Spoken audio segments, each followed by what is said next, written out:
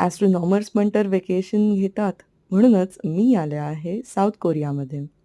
हे माझं first time आहे साऊथ कोरियाला व्हिजिट करण्याचा आणि मी सेओल आणि बुसान दोन्ही फिरते आहे आणि खूप एन्जॉय करते आहे.